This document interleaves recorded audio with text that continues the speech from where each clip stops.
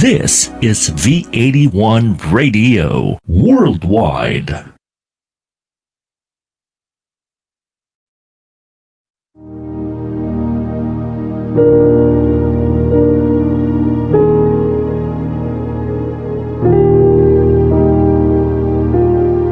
Almighty God, grant us the courage of Jesus Christ, your Son, to face the coronavirus pandemic with trust, strength, compassion, and resiliency. Give us the grace of the Holy Spirit to free us from fear and anxiety so we may do actions of help and support and look forward to our healing with hope. We pray for the health workers, food liners, maintenance cleaners, logistics abler, government leaders, and volunteers who continuously come together to deliver our daily needs to survive. Guide us from this time of crisis. Preserve us in peace. Protect the weak and vulnerable and those who serve the society during this pandemic. This we ask and pray in Jesus' name, our Savior. Amen.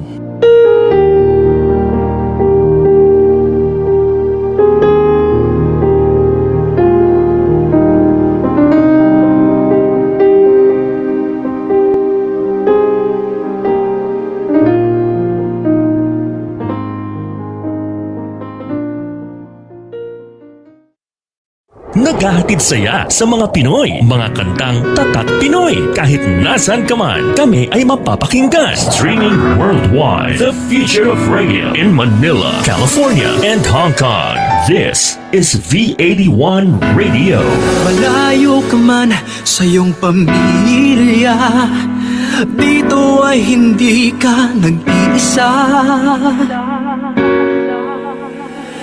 Tiyak ito'y iyong hahanap-hanapin, dahil ito ang nagpapasaya sa atin.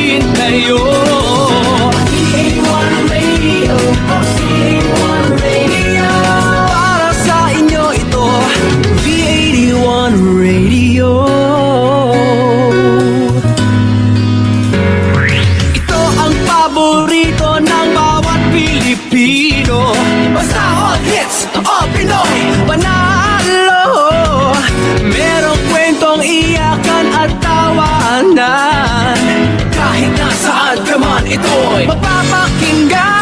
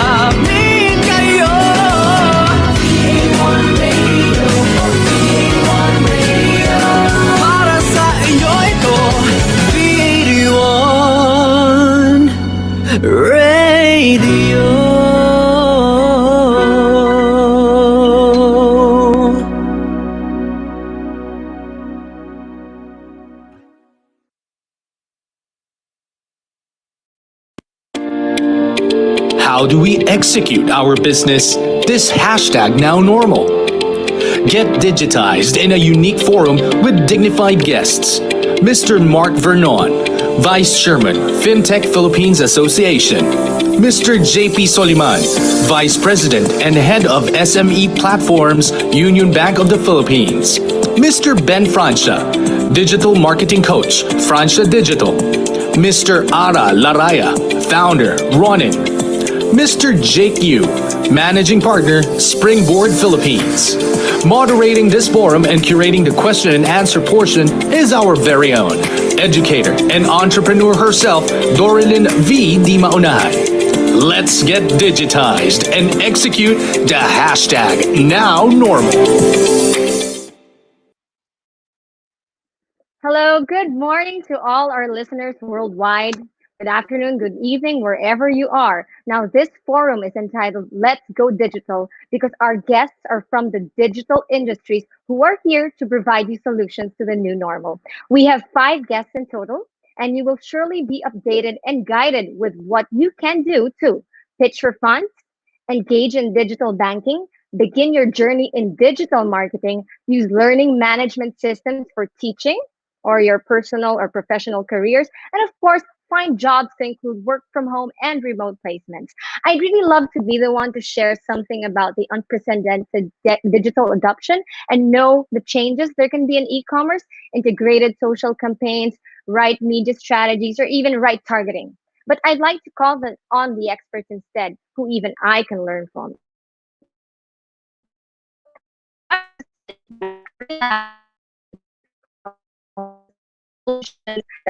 For you. So, our first expert is definitely an icon in the fintech industry who can give insights on what's happening right now. He will also speak about venture capitalism and for those entrepreneurs who need funds, give you tips on how to prepare pitches. He's going to do that for you only here. So it's a tip for those who want to catch attention and his funding as well, okay? So kidding aside, he is the president and founder of Tag Cash Limited, the treasurer of FinTech Philippines Association, an investor and judge on CNN Philippines The Final Pitch Season 3, a serial tech entrepreneur for 30 years, angel investor, mentor, judge, and blockchain speaker. These are a few words, but definitely huge in impact. So without further ado, I am honored to present an idol of mine, Mr. Mark Vernon. Mark, take it away. An idol. Wow. Such a big build-up. So yeah, I've been under lockdown for the last 2.5 months. It's been interesting, and I've had to change a little bit in the businesses I've got. I was going to say, just if anyone doesn't know my background, let's just share that screen there. So this is, I think that screen is showing. Yeah. So I think this is my kind of network at the moment. I've invested in a lot of companies over the years, but I've got room on the screen for all of them. I started 25 years ago 30 years ago, but created a company 25 years ago in Silicon Valley called VTC. So that's IT e-learning, made money with that. And then I retired and started sailing. I was sailing around the world for 6 years. And I created a mock-ups platform so I could create interactive mock-ups while I was traveling for ideas that I had.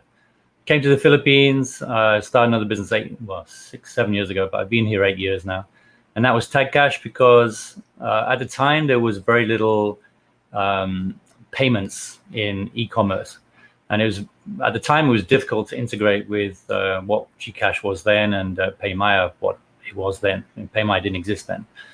And now we've seen over the last, after the last 2 or 3 months, we've seen this big take up in digital payment services. So PayMaya, Gcash, Coins, Tag Cash is a smaller version, but we're seeing an uptake in services as well. And, silver lining to this, that it's taken a long time to try and get Filipinos onto digital payments. And because of this pandemic, this is happening a lot faster than it would have done without it. So anyway, I came to the Philippines, wasn't into fintech, got into it. I've got into cryptocurrencies, into blockchain, into spin-off apps one of the things I had to realize, this pandemic gives you a lot of time to reflect and think, what am I doing in business and stuff? And I realized I was trying to do too much at once under one product. So we're splitting off lots of different services that we had under one product as separate products. It's an easier thing to do for marketing. Even TagCash is an e-wallet, but it has so many different things in there, and it's aimed more at people building white label products and building their own products. So we're creating a spin-off AffiliCash, which is basically a cut-down version, just pesos, no crypto, nothing like that. So even it doesn't matter what kind of business you are, you always have to reinvent and pivot maybe or change to existing circumstances. So the investments I've made, I got Society 8, which has taken a bit of a hit, but even that, Society 8 right now, when I invested through Final Pitch, it was 4 stores, stores that people could resell their products in. And now there are 26 stores around the country. And then obviously we had 260 staff. We had to put them on hold while the malls closed. But this actually made the company push more to an online service rather than just retail. IOL is an Institute of Learning, so getting back into my learning roots for accountancy and finance learning. And then Portgard Network Asia I invested because I like the guy who runs it, Ronster, and it's good. It's a good platform to get out your service and stuff, to broadcast what you want. And he also runs Hustle Share, which is really interesting. And that's now expanding to Singapore. So that's a fairly good investment. So I wanted a lot of people pitched to me. And so I'm going to go through basic pitching. If you're going to pitch to me or anyone else, this is not just all my ideas. These are standard ideas that you should keep to. And even so, the first thing is create a presentation that's about 10 slides or less. And this presentation itself is 10 slides. So just introduce yourself. Whatever you do, and I've seen this a lot, don't read from the presentation. Because people watching the presentation can read faster than you can talk. So just don't read it. You paraphrase and you get the main things up there. And just to guide yourself, no more than 30 points, 30-point text. That way you don't get really tiny text. It's really hard to read, especially on a big screen. So describe the problem that and this is a real key thing.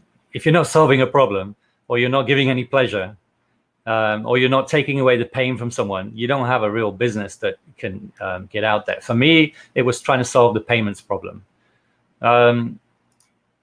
So then you got to say, well, how you intend to solve it, or how do you intend to give value? The magic sauce. Why are you better than anyone else? Why is your why are you better? You can't just say we're the best. You got to say why. And if you have a demo video, that's actually worth showing at this point. So the business model, and there's some ideas here of how you actually should charge for it. But most of the models fall within one of these. You pick your business model so that we know as investors how we're going to make money out of it. And then marketing, how you intend to get the business, how much it costs to acquire a customer, and then maybe the cost of that, how much you're going to make out of that customer over a lifetime. So this is important for doing, and I'll talk about this later, which is the bottom-up approach to acquiring customers and building on that and scaling. Because a lot of people say that there's a billion people market out there, and if we got 1% of that market, we'll have this much money. Well, I don't really care. You can throw enough money at it and get 1% of the market, but it costs you 10 times as much money to get it. So really, you need to say, well, this is how much it costs me to get me one customer. This is how I'm going to get it. This is how much it's worth to me. And then if we scale up, this is how much we'll make out of it. Who's your competition? And don't say there isn't any. There's always competition, whether it's online, offline, from avenues you didn't even think about. So you need to show that you know your market and the competition. Show your key members of your team. Not too much info this, but key people that you have on your team to get you where you are. Some financials, and don't try and put a huge spreadsheet there with tiny figures in, because it's so you can't read it. So put some nice big figures in there, so the broad outlines are there. How many users, or how much money you're going to make, how much it's going to cost you to get there, 3-year forecast. Because really, when you get going, these figures go out the window. And again, bottom up. So work out, how much you're going to come in, and then how much it's going to cost you to get there. And then lastly, where you are right now, what you've done, what traction you've got, how many customers you've got, or how you're intending to get that. So, and if we're going to give you the money, how you're going to spend it, and what difference it's going to make, and when you're going to need money again, etc. So that's a brief outline.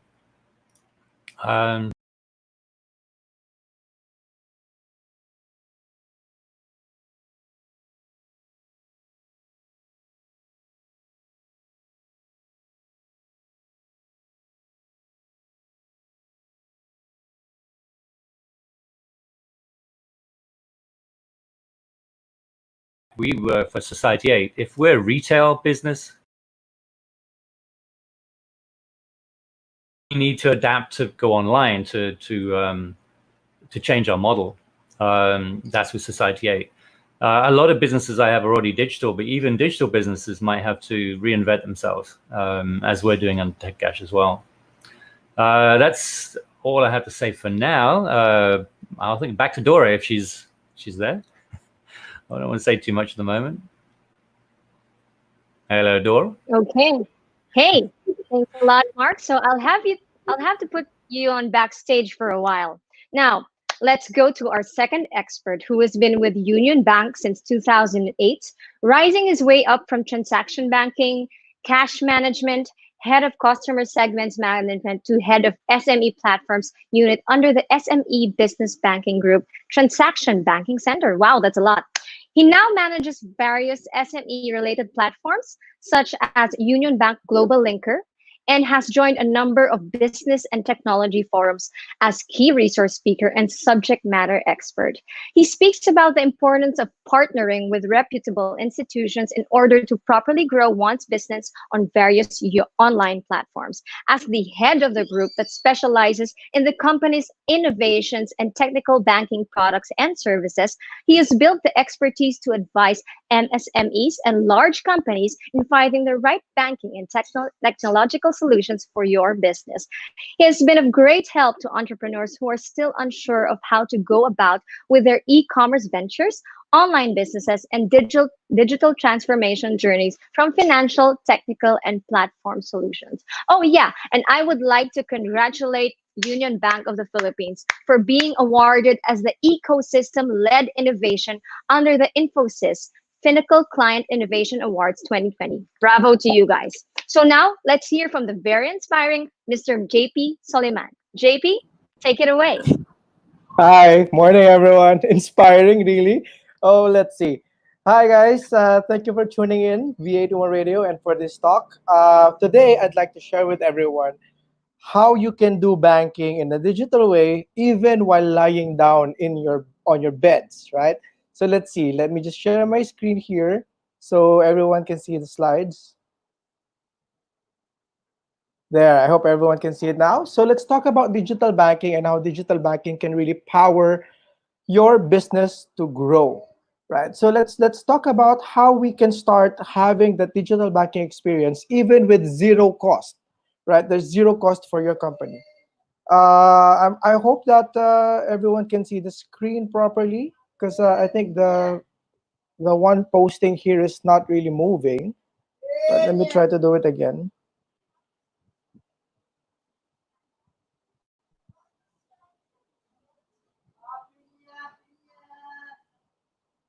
All right, there we go.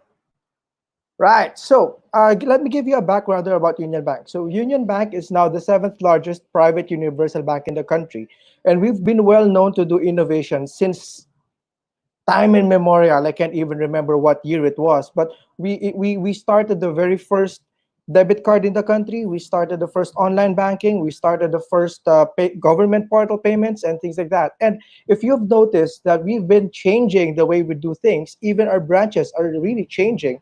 The picture you can see on the left side of the slide is actually our branch in Makati, and slowly a lot of our branches are turning that way. Now, in terms of the digital footprint, we're also beginning to transform a lot, and we're looking at and following how the customer journey is in terms of digital banking. We've done a lot of omni-channel renovations in terms of our platforms, and everything, I'm proud to say, has been very, very much key to our transformation, as we've been getting awards left and right for being the best digital bank in the country. But let's talk about this. Let's talk about banking the way you live, right? So a lot of people are saying now it's the lockdown, nobody can go out. So here we are providing you the opportunity to do banking right inside your homes by your fingertips. So there are three platforms that I would like to talk to you about today. I'll breeze through this so I won't be a very, very boring speaker, because it's very hard to follow a very good speaker like Mark. So let's start about how to onboard into digital with zero cost. And that's a platform called Global Linker. And now, as you are growing your business and you want to do a lot of different transactions, we have SME business banking. And in the event that you need to borrow money and you need to grow your business, we have a platform called CCAP, where you can actually apply for a loan and get approved in as fast as 4 hours. 4 hours without leaving your house. Right, let's start with Global Linker. As I mentioned earlier, there's zero cost to this. It's a free-to-use platform. You do not even have to be a Union Bank account holder to be able to join Global Linker. What's inside? Global Linker is a platform that we created to prepare and enable SMEs. To highlight this slide, I'd like to highlight two things. Number one, it's a social networking platform for SMEs. Connect and connect and connect to all similarly minded business owners, not just in the Philippines, but around the world. And second is we provide an e-commerce platform for you, a do-it-yourself web builder that's free of charge, that you can start selling your products, your services online. Right. So what we did was to enhance Global Linker in a way that is really about preparing and enabling. So we have a very huge knowledge center where you can browse articles, watch videos, and learn more about how to do e-commerce and digital banking. Right. We allow you to connect to peers through groups. We have created different groups and forums inside for discussions. We provide a lot of events. We have 34 different service providers who you can connect with, and they would give you a special discount on using their technology. We allow you to immediately access Union Bank through banking solutions. And we even provide tools such as inventory management, customer relationship management, ERPs, and HRIS. All right, so in the knowledge page, you will see it's just like a magazine of sorts, right? So you have different articles, you have different links to videos.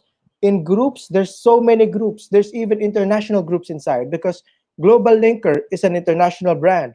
We have 300,000 members globally. 43,000 of them are from the Philippines. We do a lot of curation of our content. In fact, during the start of pandemic, back in March 16, we've started doing a lot of webinars, learning materials, and live casts such as this one that is really about business, about digitizing your business and e-commerce. Right, and we've also started pulling out or giving out, actually for free, ebooks, such as managing the impact of COVID using technology, data privacy ebooks to protect your business and your customers, and even technology forums such as Project Lifeline, the last one you see there with a pretty lady. Project Lifeline is a forum inside Global Linker where we have volunteer lawyers giving free legal advice to SMEs. Right, and of course we have listings. Listings is somewhat of a B2B marketplace where you can post your products for everyone to see, and you can start selling and you can start engaging new customers. We have a lot of new events, events that are even posted and hosted by our members and our customers. Again, I mentioned we have offers, 34 different service providers from whatever you need. You need to borrow money, you need to buy a computer, you need to buy a software, you need to pay your taxes, you need foreign exchange, everyone is there. And of course, banking solutions. Now, of course, the most important thing is that we enable. And in the enablement part, we have Linker Store. And that's where you can create an e-commerce store for yourself, do it yourself. And we have a lot of different themes. We have partner payment gateways. We have partner logistics companies who can provide the last mile for you. Now, after coming into Global Linker, which is free of charge, and this time around you say to yourself, how about let's do banking with Union Bank? What we have for SMEs is this. We have a special checking account for you. Lowest in the market, I believe so. Only 5,000 pesos to open for your business. It's a checking account which you can use in any of other Union Bank channels. So the process inside is you just click apply now. For now, right now, if you click apply now for a business doctor account, a relationship manager will get in touch with you. But still, you don't have to leave your house. The relationship manager will take care of everything. But I'm happy to say that we are almost there, and we are going to release a version where you can actually open your business account online or through a mobile app. So that will be a very big game changer in the market. So what can you do? We have a mobile app that you can do anything and everything that a business needs. Right, you can transfer from one bank to the other through PesoNet InstaPay, and guess what? Even using US dollars. We have the largest list of billers available for you in the platform, a fully featured mobile app, because we know so much that for us MSMEs, we do a lot more of mobile versus online. We have remote banking where you can schedule your visits. If we are allowed to visit the branches again, you can schedule your visit so you don't have to queue.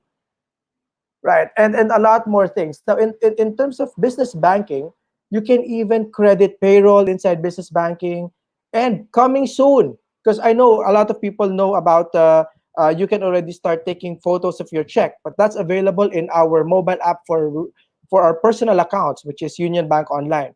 For business banking, it's almost there. It'll be coming out in the next few weeks. You can take a photo of your check for your business and deposit it to your account. Imagine how strong that and powerful that would be. Now, in terms of borrowing, we have a platform called SeekCap, SEEKCAP.ph. Imagine this. You are in your bed, lying down at night, thinking about, oh no, how about the payroll tomorrow? I need to borrow money for payroll tomorrow. Log into SeekCap, apply, and the next day you have your money in your account, right? So SeekCap is provided for us by our technology partner, honestly, a 100% subsidiary of Union Bank called UBX. It's a full digital SME lending marketplace. So don't worry, it's not just Union Bank who's lending inside, but there's a lot of other lenders. So you have the opportunity to choose and select who's the lender that you're more comfortable with, who's the lender who has the better package for you. Right, it has a very wide reach. It's available for you 24/7. It's currently online, and we are almost there to release the mobile app version. It's very simple. Just create an account, verify your email address, just fill up your basic business requirements, and start selecting what type of loan that you're going to need. Right, all of this we know we are doing, and we are continually innovating and enhancing because we want to be your business partner. So in the event that you need any other help, please connect to me. I'm in Facebook, Instagram, LinkedIn, and of course in Global Linker, you can connect with me. I'm also in Twitter, but not as much. So look for me at JP Soliman in the social media, or you email me, jprsoliman@unionbankph.com. All of this Union Bank is doing because we know the future starts with you, our customers. The future starts with you. Thank you. All right. Thank you so much, JP. Yes, you are truly inspiring with everything you've been doing, and Union Bank as well. I could say that because I am also one of the subscribers of Union Bank. So definitely they're really out there to innovate and help us, especially during these times. Now, before I get back to you, let's move on to our third speaker. He is a digital marketing coach and consultant who helps small to medium businesses create success through online means. He has helped enterprises scale to the creation, execution, and management of digital marketing campaigns. His own agency focuses on empowering SMEs online. He also conducts training through public and online events. Interestingly, he's an endurance athlete who annually participates in both half and full Ironman races. Imagine that. If he's not on our triathlon races, he's definitely out training and doing other endurance sports such as marathons, duathlons, and long distance open water swimming. Wow. The best thing is, he's a passionate, loving, and committed husband to his wife, Diane, and guiding father to his 12-year-old Sabrina. He shares that they are the true reason this passion to create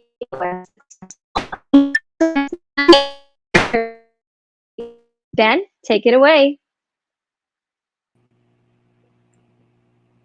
Hi, thanks, Dor. Good morning, everyone. So thank you so much for having me.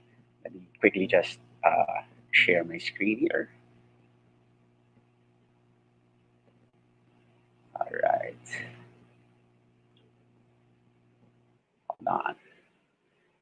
Give me just like 2 seconds. All right, so there you go. So again, thank you so much. Again, my name is Ben Francia. First, I'd like to share my purpose statement. It's really empowering individuals and small businesses to create success online. And how do we do that? How do I do that? Together with my team, we provide trainings, consultancy, and coaching mostly for small businesses and big brands alike. I also manage a small digital marketing outsourcing team. It's very small. We're a team of 15 digital natives, all of which are really passionate about digital marketing. But more importantly, there's this passion in really helping small businesses. What we do as an agency, we do digital marketing services, website development. We do a lot of search engine marketing, search engine optimization, social media marketing, influencer management, and of course, performance marketing. To know more about me, just Google my name, Ben Francia, and you'll see most of my online channels in there. All right, so to start, allow me to share this quote from Albert Einstein. The definition of insanity is doing the same thing over and over and expecting different results. If you are a business right now that belongs to an industry that currently isn't kumbaga, in demand, meaning hindi ka belonging to the food or basic essential commodities na industry, yet you're able to quickly pivot in this COVID situation, and your business wasn't really directly threatened, or rather, walang huge impact or dent in your business bottom line. That most likely because you are doing something right now in digital marketing. However, if you don't fall in that criteria, most likely we're having a hard time right now as a business owner. That is a clear indicator that there are things that need to change. We need to adapt to what's happening right now. All right. So I guess my advice to those aspiring to be entrepreneurs or those who are aspiring to start their own businesses, let's learn from this experience, especially from the experience of us, business owners who had experience, kumbaga, being affected directly by this pandemic. So there is a revolution that's happening right now.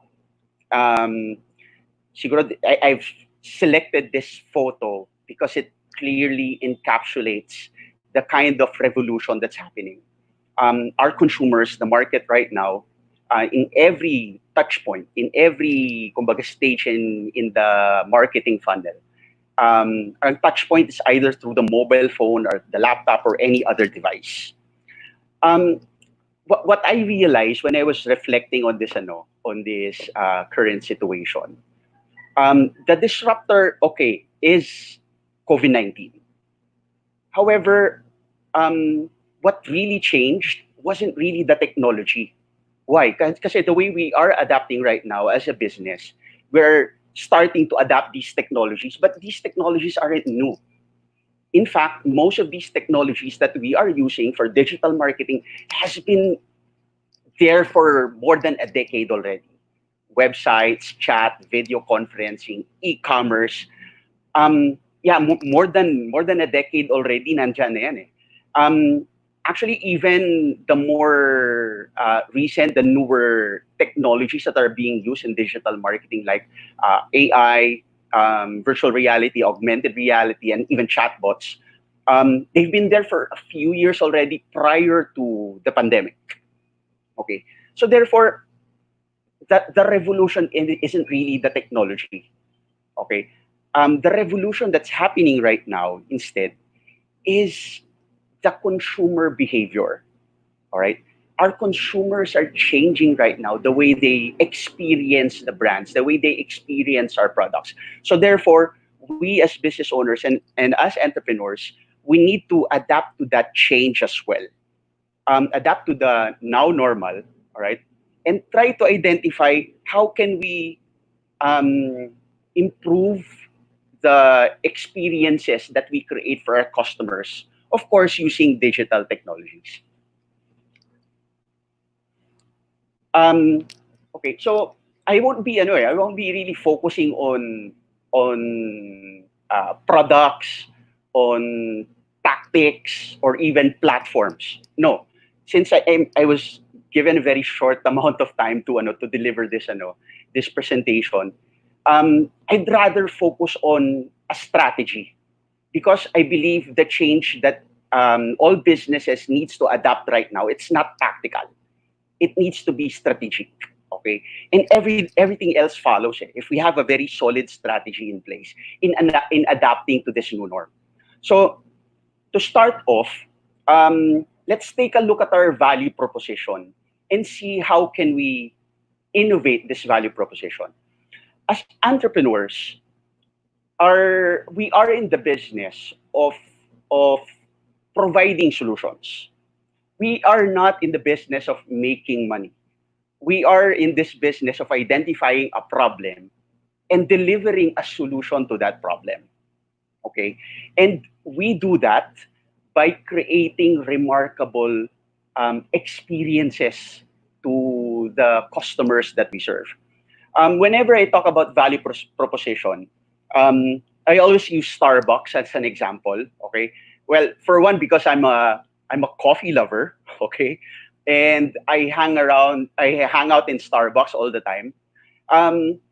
Well, not because I love the coffee. I guess a lot of you out there who are listening to or watching this this streaming show right now, we can all agree that Starbucks doesn't really sell the best coffee.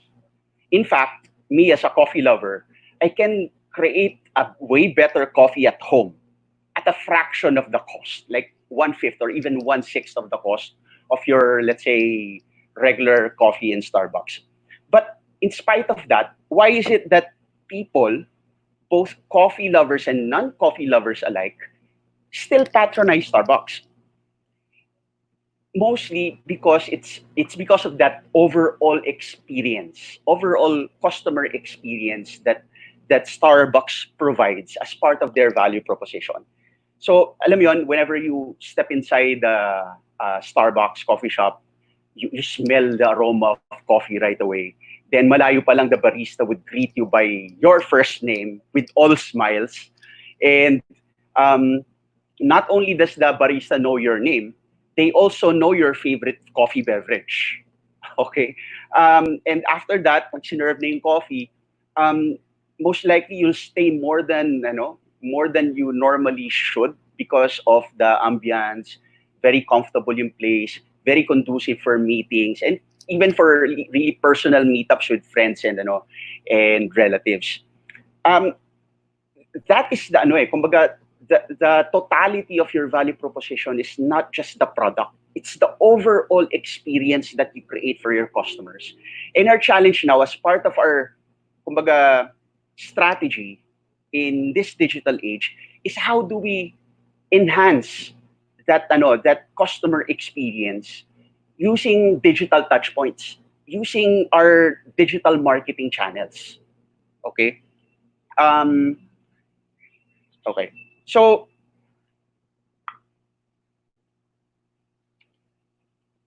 all right. So here, allow me to quickly show you the different channels that you can take advantage of. Just keep in mind, the overall strategy is to enhance the customer experience. However, for us to be able to do that, para magkaroon tayo ng pivot in our digital communications and digital marketing approach, we need to take a look at our customers, or rather stop looking at our customers as mass markets. Okay?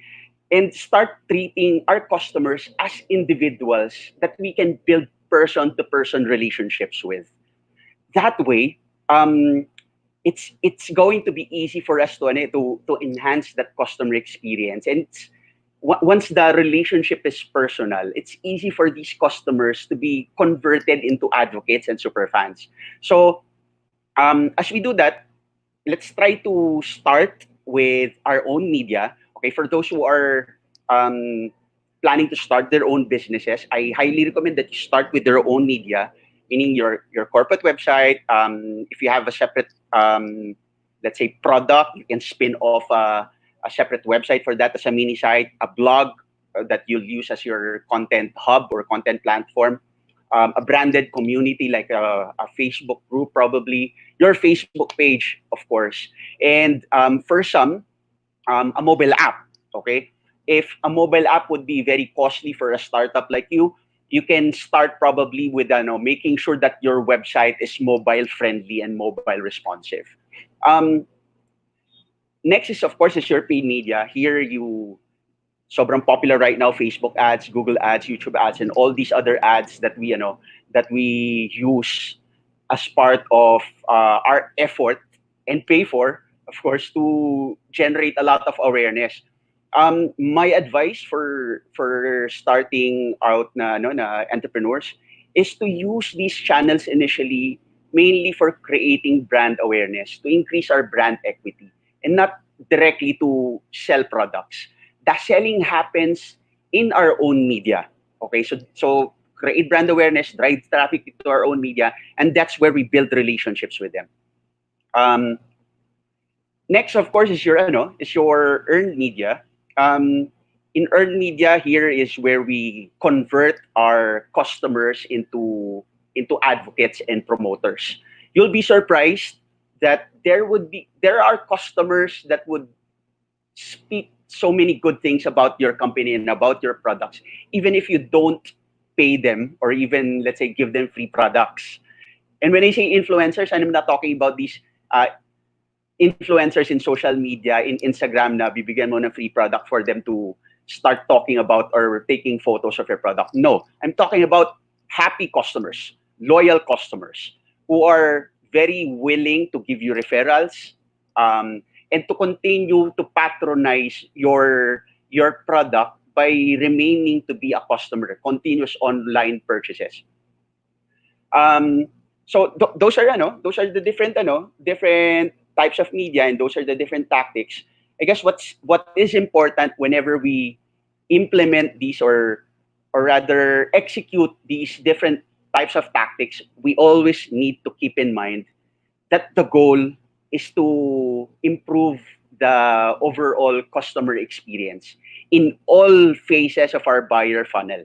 Okay, so here I just gave you like a snapshot of the different stages of your marketing funnel. I call this your race marketing funnel. This was developed by Smart Insights under David Shafi. So I just indicated the different tactics that you can implement in the different phases of your marketing funnel. The key here is to, number one, make sure that you use the right tactics for each phase. You communicate to the people in each phase differently, and bottom line, to make sure that your end goal is to build good quality relationships by enhancing the overall customer experience. All right, so that's actually the end of my presentation. But to end it, allow me to share this quote from Seth Godin. If failure is not an option, neither is success. For most small businesses, ang nagiging sakit is really the analysis paralysis. I myself have been guilty of that. But I guess the internet is very forgiving in terms of implementing these things. You just need to do it. Stop overthinking it, okay? And start doing it. And what's good about that, you will, it won't be a success at the first try. You'll commit a lot of mistakes. And in those mistakes that you encounter, you'll learn so many things that would enrich your life and your skills as an entrepreneur to make you successful moving forward. So that's the end of my presentation. Thank you so much. Let me just, okay. Okay, thank you very much. Wow, that was so much information, and I think it's really relevant for our would-be startups and, of course, our startups as well. because they need more information on digital marketing. Now, our next speaker has been exposed to the world of technology at a very young age. Games and other tech products were his motivations for taking up computer studies at De La Salle University, Manila. He started out in an outsourcing company, climbing up the leadership ladder within just a year after he graduated. Imagine that. He wanted to explore more impactful changes and therefore started his own company. While taking his master's degree at the Ateneo de Manila University Graduate School of Business, that's when he started Springboard. He continues to push shared services, HR outsourcing, technology, and customer service. For him, the Philippines is still the best position to win businesses. They often invited events and education for more holistic and national approach of leaders. He's actually a fellow educator of mine in De La Salle University, and therefore I am pleased to welcome Mr. Jake Go. Jake, take it away. All right. Hi, everyone. It's gonna be hard to top those three presentations before. Yeah. So as Dor mentioned, we're professors. We're both professors in De La Salle University now. We both teach in College of Business for the Decision Sciences and Innovation Department. I teach majority of the subjects with regards to tech, but more on having a business kick to it, right? So a little bit about my background. I started Springboard back when I was, I think like 20, 24, 25 years old, 2013. It's been almost, not yet, but almost a decade. And it's been a roller coaster. And now with the COVID-19 pandemic, we experience actually the two sides, two kinds of impact, right? So we do customer service, we do the traditional ones, and we do technology offshoring. And as you, majority of you guys may know, if your tech team is good, then you can pretty much instill a remote culture, right? But for the traditional business side, it's going to be pretty hard to ask your customer service reps to actually do work from home if they have not decent infrastructure, not okay internet connection. So that's going to be hard, right? So I'll share my screen. I'll start my presentation. I hope you guys can see this. Hold on. Right. Okay. Right. I hope you see this okay. Right. So I wanted to discuss the jobs here in the Philippines. So a hyper-localized prediction of what's going to happen now and in the future, future of work for majority of the SMEs, majority of the startups, majority of the Philippine businesses here in the country. Right. So again, a short background is I'm one of the managing partners for Springboard Philippines. I'm also a professor for De La Salle University. I started a few companies. Also, Worky is a job platform. CPAG is a lending company. Complink is one of our family businesses that sells IT products. I'm also a member of a couple of organizations, Philippine Software Industry Association, PMAP. I also invest from time to time in a couple of startups.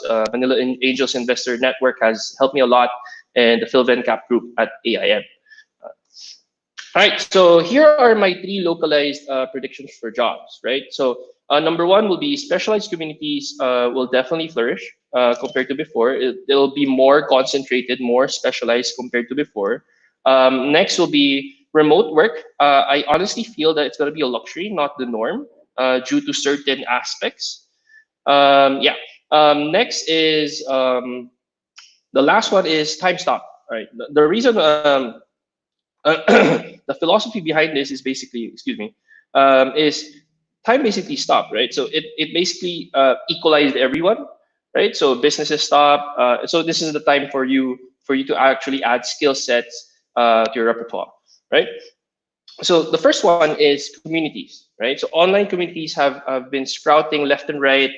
You'll see, personally, I've been joining a lot of gym Viber groups because I'm trying to look for adjustable bench and dumbbells and pull-up bars, and I'm actually surprised that there's a lot of people trying to sell these products, right? So before, our options were like, okay, there's you have Chris Sports, you have Toby Sports, the typical retail companies that you see in malls, right? But now that there's a lot more communities being on the forefront of the pandemic, I get to support smaller businesses, right? Smaller businesses in the Philippines that I get to try to help out despite uh, all the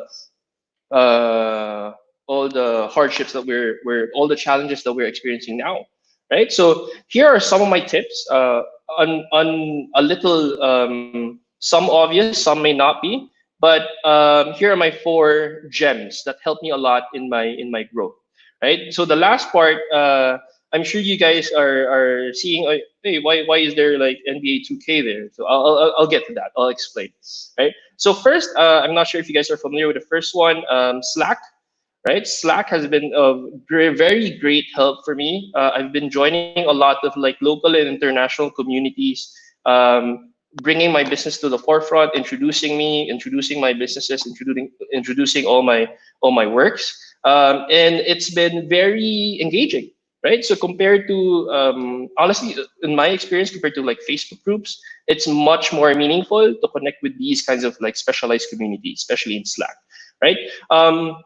Next is similar to Mark. I'm enthusiast of crypto. I'm not an expert or anything, but I usually use Telegram for. I use Telegram. I join their communities with regards to getting news, with regards to tech, with regards to crypto, and anything. I'm basically under the sun, right? So that's one channel that also helped me a lot in terms of my personal growth and engaging with other people, right? So subreddits basically, I go in and dive deeper to the subreddits of investments, entrepreneurships, and basically like data science, right? That's where I study. That's where I meet up with a lot of people, etc. And the last is I think the most enjoyable one for me is the interest and the hobby-based community. So before the call, Mark was actually talking to us about Fortnite.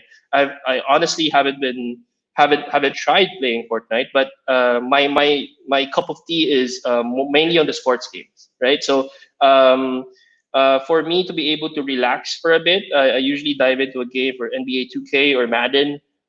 For me to engage with my friends, make new connections, and develop our relationship there. Sometimes a little bit of trash talking, but that's where the love happens, basically, for our friends. You may ask, so how does this relate to basically jobs, right, here in the Philippines? So basically,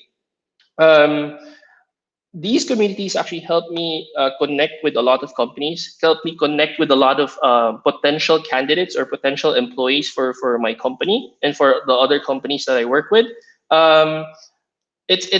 It creates a much more meaningful connection, right? Compared to, I'm not saying the recruitment portals or job portals are not engaging. I actually have one, but it's more of like you get to be yourself in the communities more, right? So you get to be a little bit more candid compared to being in LinkedIn, being like your best foot forward, and being like an expert in everything and the best at everything, right? So it takes a little bit more. It makes you more human, right? So I think that's what happens, right? So next is I want to discuss the remote work for the Philippines. So a lot of companies across the globe, especially the likes of Twitter, the likes of Google, are saying that, okay, I'm gonna ask all my employees to do work from home until the end of the year. Right? It might work for them because their infrastructure is okay, their internet connectivity is okay, and the living conditions, I guess, in a condo or somewhere else in San Francisco or anywhere in the U.S. is basically, I would assume it's way better to the general conditions of the Philippines, right? So here are, I think, some of the factors that might affect remote work here in the Philippines. So personally, I think office is still king for now, right? For now, ... for now. That's the key words for me, right? So until the Philippines actually give us better internet connection or better infrastructures that we could bank on, I don't think remote work is going to be stable, right? So again, we can. I have a team that does remote work, especially on the tech side, but we still experience a little bit, not because of the culture, but more on the internet connections, right? So more on the infrastructures. Plus, the general working conditions. Going back to the first one, the general working conditions for the Philippines is,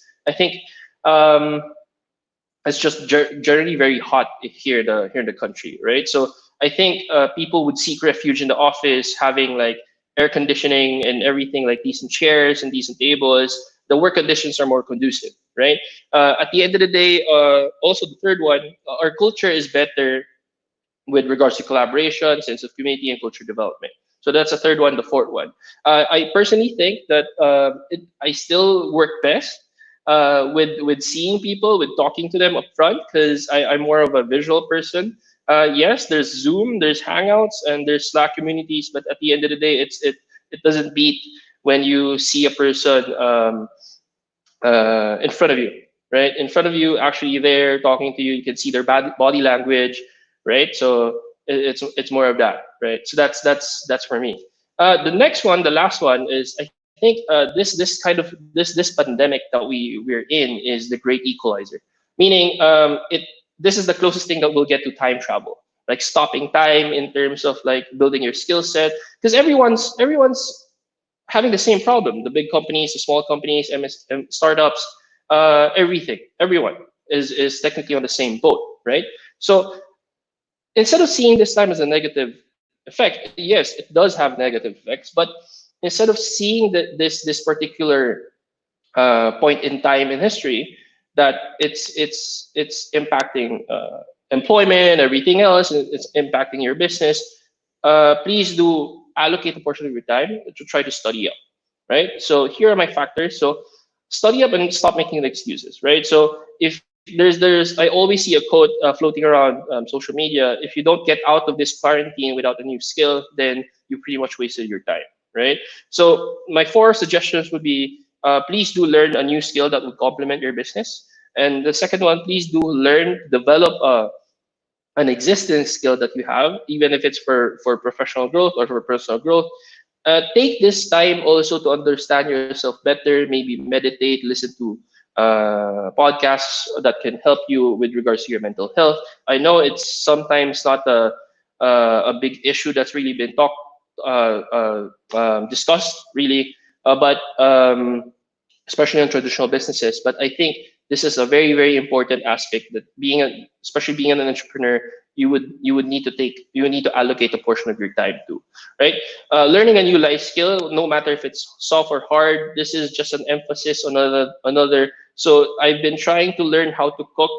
I'm lucky that my wife actually cooks the best meals and the best food that a man can taste. But I'm still trying to learn that, because eventually when for example, when my wife goes out and forgets to cook, or she goes out and doesn't come back for a long time, I end up eating my lunch out of a cup, which is cup noodles and everything, like instant noodles. Pretty much that's the only thing I know how to how to cook. So yeah, so that's one skill that I'm trying to improve on, or trying to learn in general from scratch, right? So I'll leave you with this. I'll keep it short and sweet. I'd rather. This is a saying that I usually tell my sisters, my siblings, and my other friends.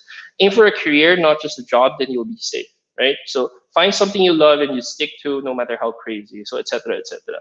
At the end of the day, I still have the plan to own an NBA team one day.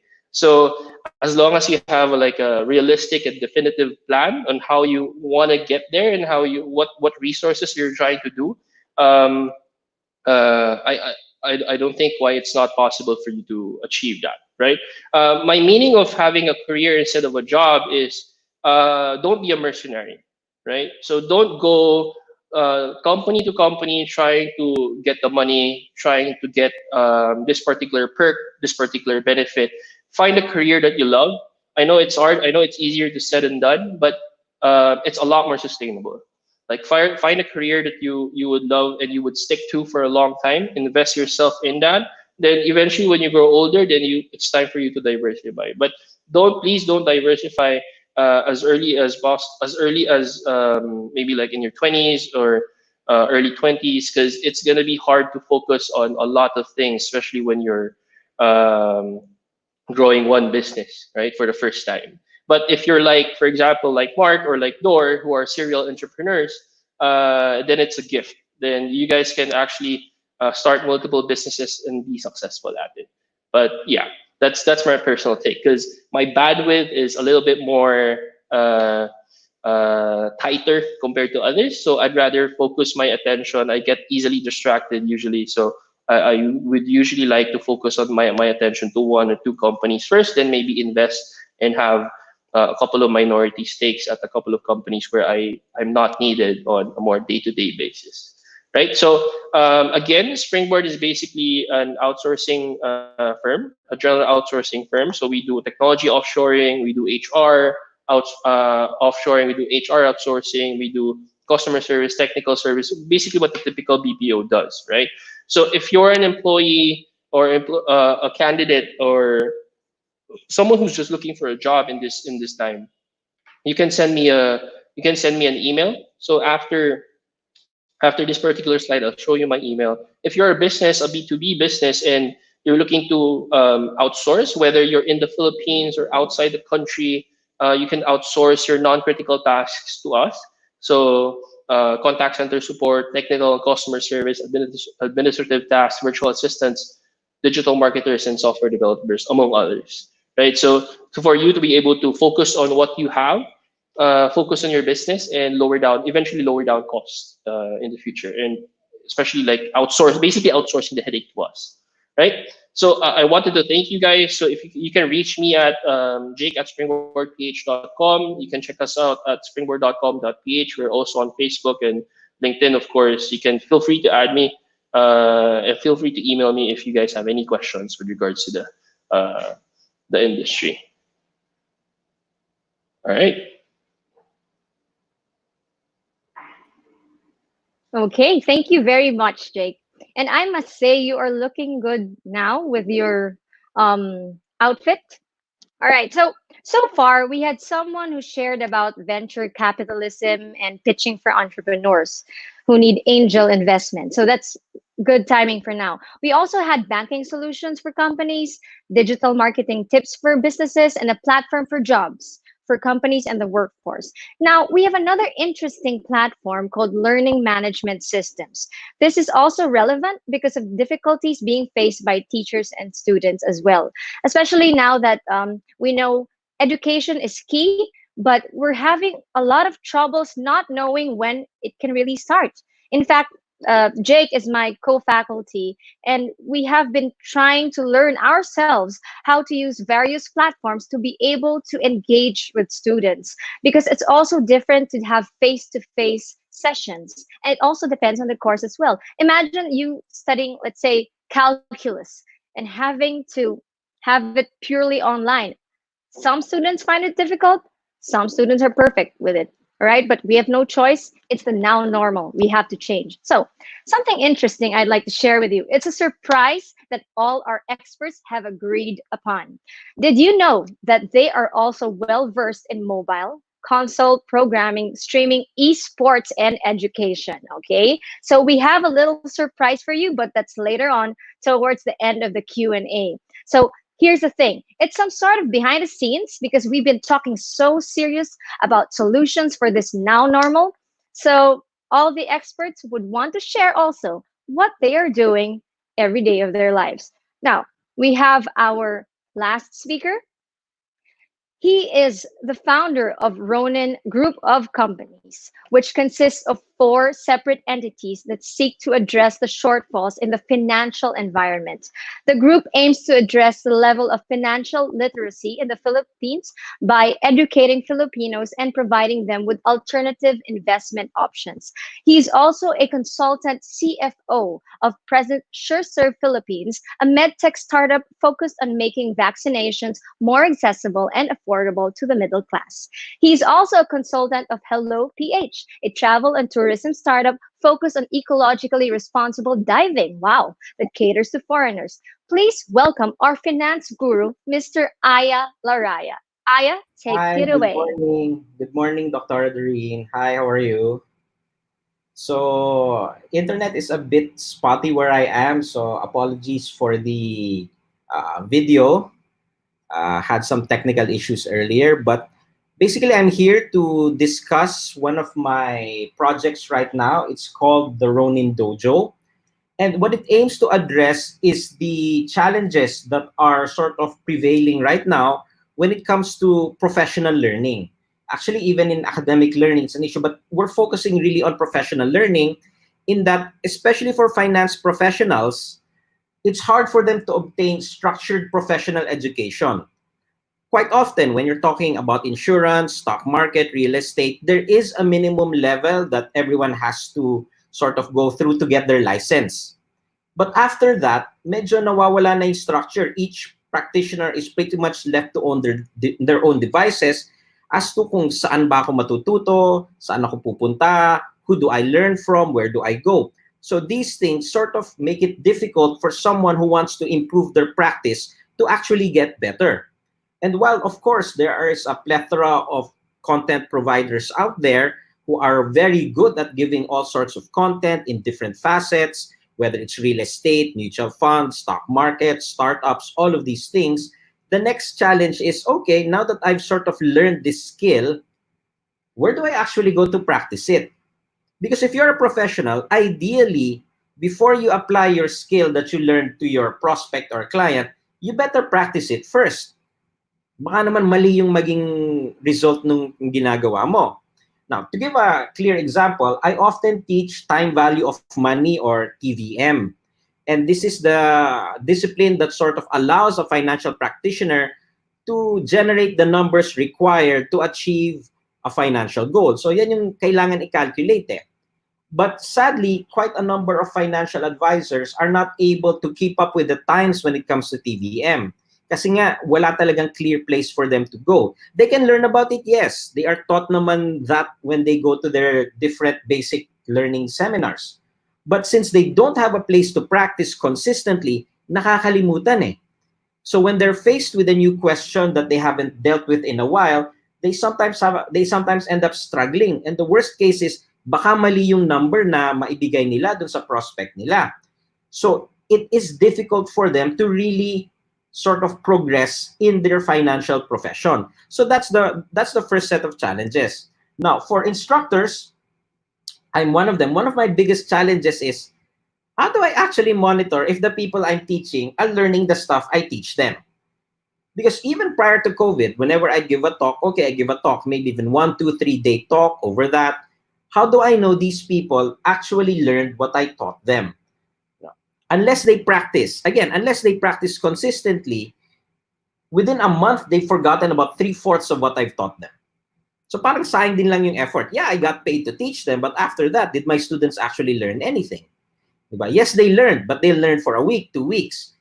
But unless they have that place to regularly practice, to regularly stay engaged with their instructors, makakalimutan din yung tinuro at babalik lang dun sa dating ginagawa. So it then becomes sort of like an unsustainable thing. So a person wants to learn, he goes to this place, he learns something, but when he actually tries to apply what he learned in real life, it doesn't work naman exactly the way he was taught. So then he has to, okay, what did I do wrong? Did I actually do anything wrong? And where do I go to correct it if I did do something wrong? So to sort of summarize the challenges between offline and online learning, sa offline, there is the challenge of the venue. Prior to COVID, traffic ang problema. You want to learn, pero ang hirap pumunta eh. Quite often, you'd have to go to a major business center like either BGC, Makati, or Tigas. Ang hirap. And for the organizer, aside from the venue, there is the travel. Diba? So people have to worry about, oh, how do I get there pa from other places? And then the food. Diba? People have to be fed. So you have to worry about, oh, what type of food, when will it arrive? If the food gets caught up in traffic, people start getting mad.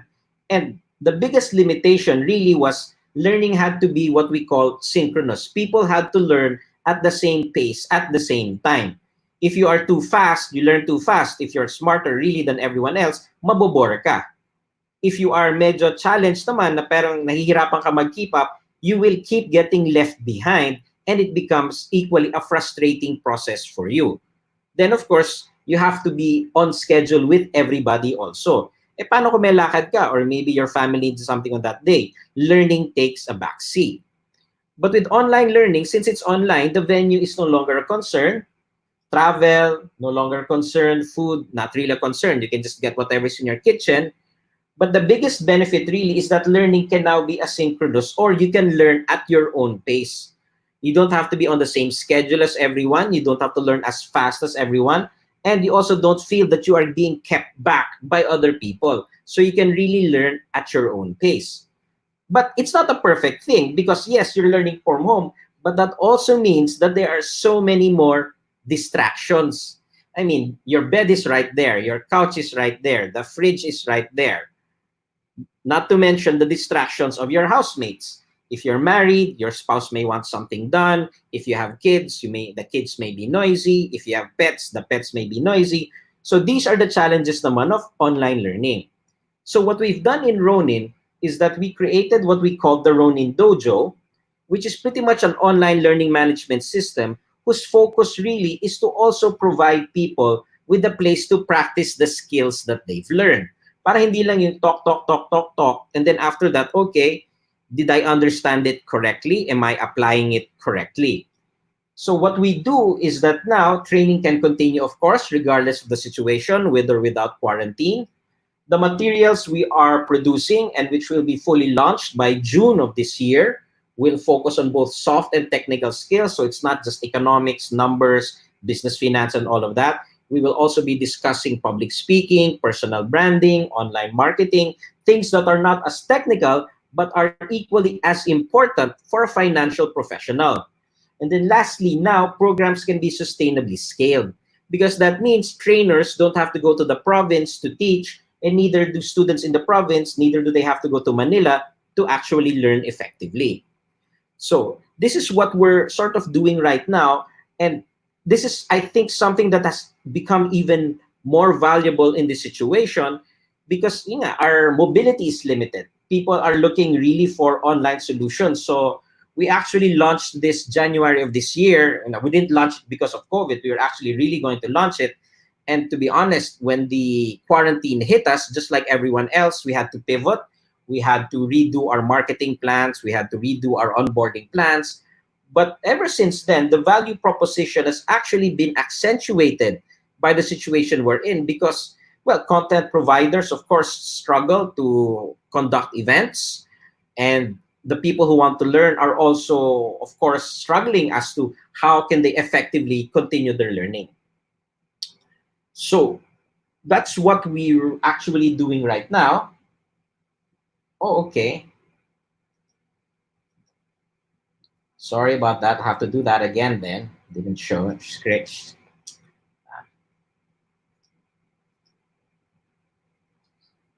Okay, let me do that again.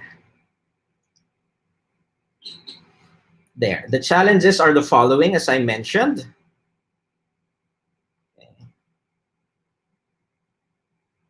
Okay. Learners do not have a structured professional education. They don't have a place to practice the skills, and the instructor cannot monitor their progress efficiently. The differences between the two, okay, the venue, you need a venue, of course, you need to travel.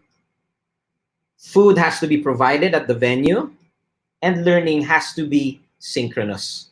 People have to learn at the same pace, they have to learn at the same time.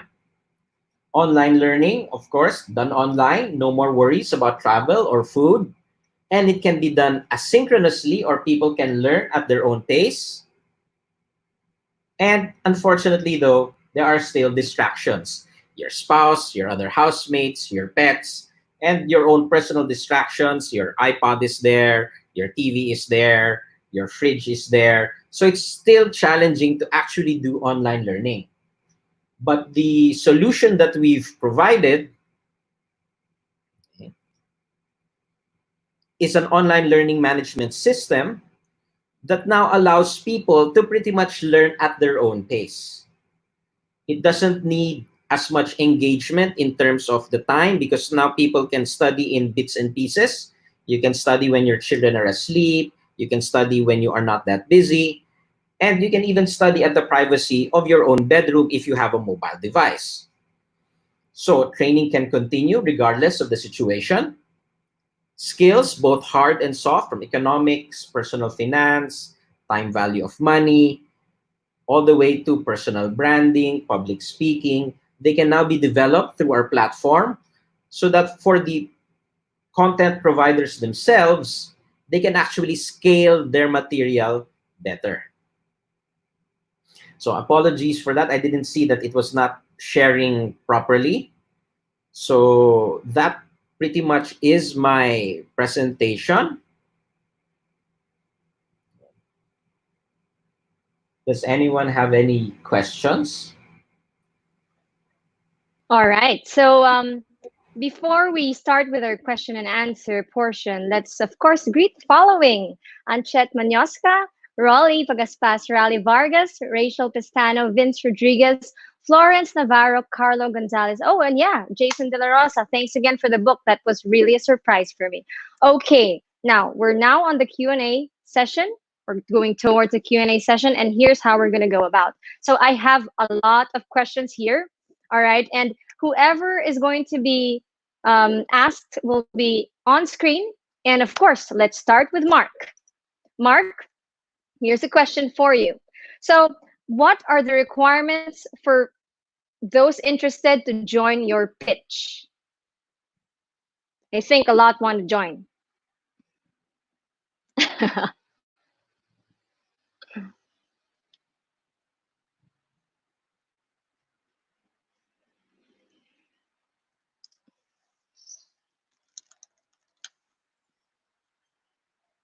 Yeah, I think, Mark, I think you're on mute. Do you mind unmuting? Oops. Sorry. There Okay, you go. So Don't yeah. miss that. Yeah, go ahead. The final pitch 3 and 4 that I was, season 3 and 4 I was on, that was more to do with the show's producers, not me. But if you're going to pitch to me privately by sending me a pitch deck, then I want to see something that I showed. If I get something where there's not a clear idea what you do, I mean, if you can't explain your business idea in one sentence, you don't have a business. Every business, it doesn't matter who they are, can explain something in a few words, one sentence at the most. So we were doing pitch parties as well. So just have to make sure that if you pitch to me, it's going to be short and concise and tells me what you do. That's okay, and follow-up question. Yeah. Do they need to be registered, Mark? Registered where? No. A registered business or? No. Look, you can have your idea and get it going without having it be a business, especially if it's online. But if you've got ideas and you've got customers willing to pay for that, and you can show me that, the creation, the creation of the business itself as a DTI or as a SEC, that can be done later on. In fact, it might be sometimes better to do that later on, where we can structure everything better. Okay, and another one, an anonymous question. Do you mentor, Mark? All the time. Do you do mentoring or coaching sessions, Mark? Yes, but okay, and online.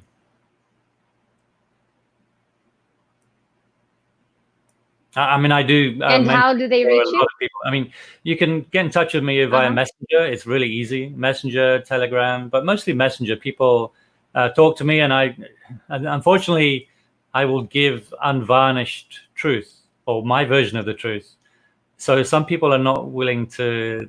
Sometimes they don't like criticism. It's constructive criticism, but I let people know exactly what I think. And it's something that's hard to get from Filipinos because they're so nice and they're so conflict averse that I don't get people telling me what I should be doing, what I might be doing wrong or right or whatever. So, I appreciate unvarnished honesty, and that's what I give out. So if you can't handle that, then you shouldn't be an entrepreneur. But you should be able to handle it, say, okay, is it worth, am I going to listen to this guy or just do my own thing or whatever, or take a bit of either. So yeah, I do mentor, but be careful if you're not wanting truth. All right, I'll get back to you later, Mark. So next question goes to Aya. Aya? Yes. Is your platform open to other industries? Yes. Which industries are mostly gonna benefit from this learning management system of yours? Well, it's really right now geared for financial professionals because that's our initial market. But we will be expanding in the future depending, again, on the content. But right now, what we're already looking at are basically those industries that require regular training of people in areas outside of Metro Manila. So we've already explored Okay. with companies that they franchise things, so that when you franchise, of course, you have to train people. Yes, some of the training has to be done face to face, but other trainings can be done online. And especially with this situation that we're all in, yung mga dapat, of course, if you have to learn how to operate a machine, that has to be done live. It can't just be seen. You really have to feel the machine. Yes. But maybe the regulations, or let's say the rules on certain corporate activities, that can be done online. The book learning can be done online. Then you can minimize the amount of physical contact required to actually go through an entire program. So yeah, we're definitely going to expand to other industries in the future. But right now, our focus is primarily on financial professionals because to me, it was the lowest hanging fruit. I'm already involved very intimately with that industry. So it just seemed natural for me to offer it to them. And right now, we're actually gained pretty good traction. The app we created alongside the platform that actually allows them to apply the things that we teach is now the #1 paid financial app on the Apple App Store. So they now have not only a place to practice, but an actual tool that they can use to apply the stuff that they've learned. All right. And another follow-up question: do you have a team that designs, or does everything have to come from the content person or the contributor? Ideally, we sort of give them some help to give them ideas to transfer material, because one of the biggest, shall we say, challenges for a content provider who has been so used to giving talks live is that it's really a different animal. I think that's what's been discussed. But when you do it online, you can't tell jokes as well. You can't react as to your students. So we also advise them on how to chop up the material, make it more easy to consume. And to an extent, yes, we do have design people that can help them with it, but we don't have a full-on design team because on my end, that's really just too expensive to maintain. But we do know people, we sort of refer them to others who may be willing to work with them, because certain content providers also have very specific needs. They want, of course, a specific look for their material. They may have a mascot that they use. They want a specific sound, especially. So that may require, again, a special type of, studio to actually pull it off. So we can help them definitely, but we don't have a full service design team. Okay, thank you. And these next questions go to Jake. Jake, is your platform open to freelancers? Worky is open to freelancers, yes. So to give you a clear definition of the two, Springboard Philippines is actually the outsourcing company, and Worky.ph is actually the job portal. So there's a lot of companies there that are looking for flexi or remote people. So yeah, so feel free to browse. But if, for example, you don't find what you're looking for there, you can always message me or always reach out, and maybe I can help you point you to the right. I can help point you to the right direction. Or okay, and for corporate accounts, okay, let's say you're an SME, you're a micro Mhm. business. Of course, Yep. we know that other platforms have certain costs and heavy requirements. Can you expound more on these requirements if you do have this, and charges if possible? Is this for the job platform? Yes, yes. Yeah. Okay. So for companies, usually, what we usually charge is 15K per month for unlimited postings on our job portal. But in the recent events, due to the pandemic, everyone is free to post. So we're up. We're trying not to charge anyone to try to help out SMEs and other businesses in the Philippines. No matter if you're in the Philippines or not, you can always, if you're looking for Filipino talent, you can go into Worky and register your company right now for free, right? So we're deferring all the payments to help out fellow SMEs because we know how it feels for us to be able to get a little bit of leeway and get a little bit of like breathing room. It helps a lot, right? So I wanted Worky, Springboard and Worky, the whole team wants to do our part and actually defer all payments until the ECQ and GCQ until the pandemic ends. Yeah. Okay, and last question. Usually, when they apply, let's say in the case of a company, how long does it take before they can actually get any results or response? Oh, for our company, we usually give feedback within a week, depending on the role and depending on the urgency. For other companies that we refer candidates to, for a high position, for a mid-level to high position role, it usually takes about a month. So it really takes time, but that's what we're there for. So what we try to do is speed it up for the candidates to have visibility on their status. So for some Uh-huh. companies that have that particular urgency, so sometimes we can place a position or a role, fill a role in a day or two. But I think an average decent wait time for like big roles would be uh, 2 weeks to a month, right? So, but for entry level roles, if you're asking about that, we have companies that have like 1 day hiring, especially for the BPO sector. But yeah, we Mhm. also have a lot of hiring internally, especially for developers that we would need immediately, right? So if we find that you're okay and everything's a fit, salary wise, compensation wise, skill wise, location, and everything else, then we can sign you on the spot. All right, awesome. Thank you. Now let's go to Ben. Okay, this is an interesting question. Now, if a person, not necessarily one who's registered, has an existing social media account, how can they start again? Or should they if they want to promote a brand or a service? So no business yet. Hello, Darlene. No. So Hi? you would say no business yet. Oh, yes, no business yet. It's just a person who does online businesses and then suddenly there's a boom. So what happens is that they want to make it officially a business. Do they use their page or do they make a page? Okay. How do they Um, start again? okay. My suggestion, if the platform is, let's say, for example, Facebook, okay, kasi Facebook naman is the most popular social media network here in the Philippines, not only for individuals but for businesses. I highly recommend Mm-hmm. for this person to start a Facebook page because as a business, a Facebook page gives you so much value. Okay, you have unlimited reach because walang cap na 5,000 followers or 5,000 friends, and Facebook really intended Facebook pages for businesses. There are tools that are available for businesses that's only available on a Facebook page.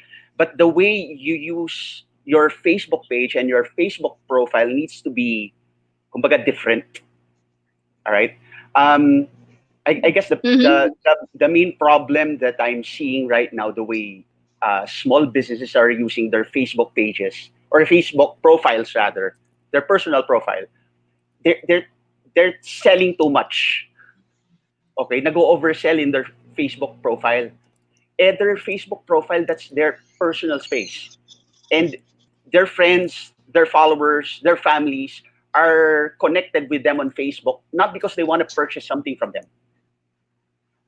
Okay, yes, it is a social network, but imagine you're in a party and you have a product that you are selling, meaning you're a business person.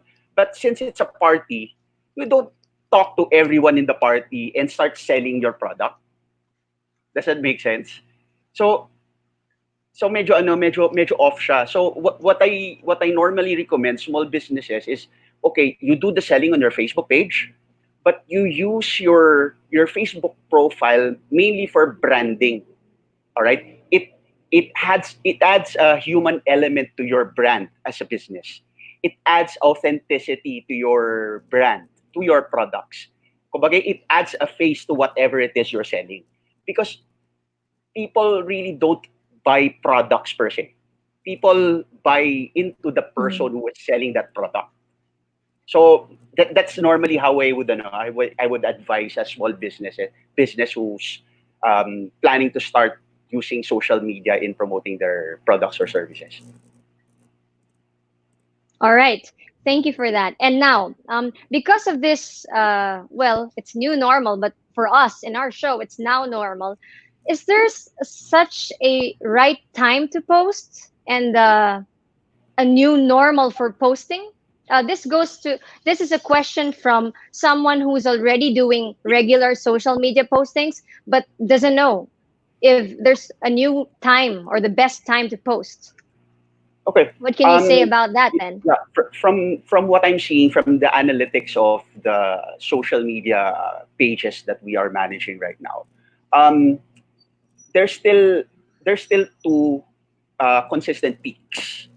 Start of the day, around 8 o'clock to 9 o'clock in the morning, and towards early evening around 7 o'clock to 8 o'clock. Okay, it's hard to conclude that, alam mo yun, this is true for all businesses, but because each business is unique, all right, and together with that uniqueness of the business is the customer that they serve, their audience online. But yeah, so I guess that's what I can share from what I'm seeing from the trends based on the data that we're seeing on the Facebook pages that we are managing. There wasn't really a change in the peaks. It's still early morning and early evening. The volume in some pages, depending on the brand, nag-increase ang reach and activity. But the peaks are still the same. So my suggestion, when's the best time to post? It depends on your audience.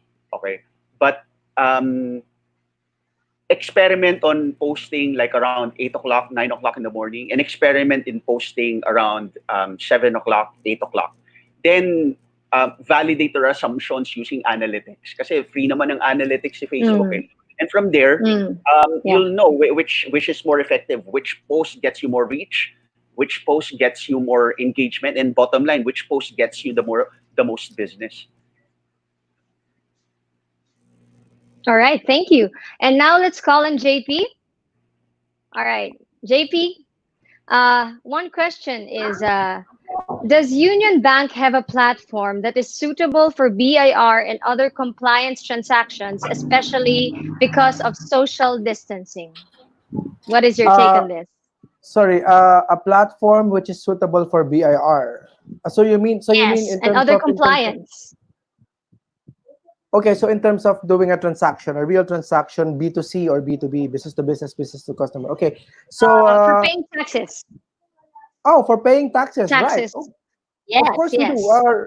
Earlier when I showed about business banking, which you can do all the things you need about transferring money, paying bills, that particular platform also has payments for taxes, for social security contributions, PhilHealth, Pag-ibig, even Bureau of Customs.